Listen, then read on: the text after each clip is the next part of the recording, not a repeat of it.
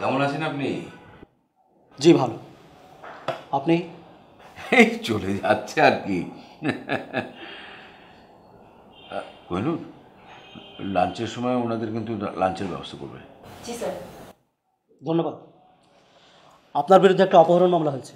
হ্যাঁ, আর বলবেন না, আমাদেরই এক এক্স কলিগ কোম্পানির কোটি কোটি টাকা চুরি করেছে। আমরা ওর বিরুদ্ধে একটা কেস করেছি। আপনি থানায় খোঁজ নিলেই জানতে পারবেন। হ্যাঁ, আমি থানা থেকে সব খোঁজ খবর নিয়ে এসেছি।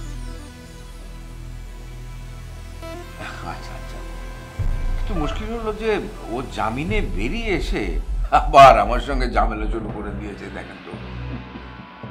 তার মানে আপনি বলতে চাচ্ছেন যে অপহরণ মামলাটি মিথ্যে? আরে সেটা আমাকে পরিষ্কার করে বলতে হবে কেন? আপনি নিজেই তো বুঝতে পারছেন। আপনি বলতে চাচ্ছেন যে অপহরণ মামলাটি মিথ্যে? আরে সেটা আমাকে পরিষ্কার করে বলতে হবে কেন? আপনি নিজেই তো বুঝতে পারছেন।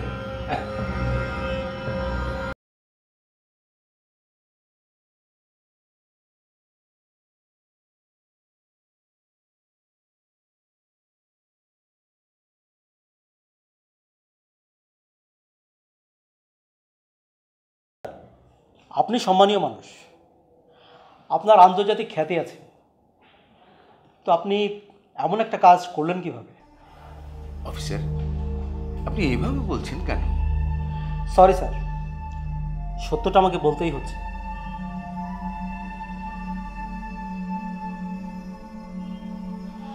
আপনার অফিসের সিসিটিভি ফুটেজ প্রমাণ করে আপনি কিডন্যাপটা করেছেন।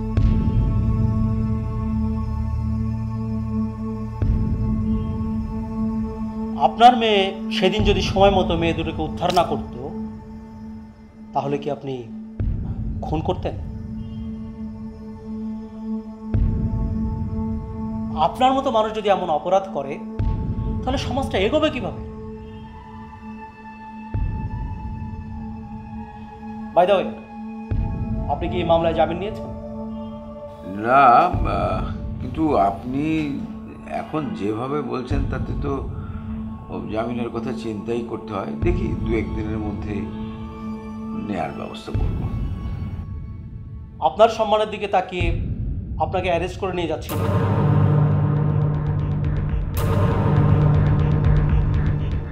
যত তাড়াতাড়ি পারেন জামিন নিয়ে নিন, আর জামিন নেওয়ার আগে আমাকে না বলে আপনি দেশের বাইরে যাবেন না।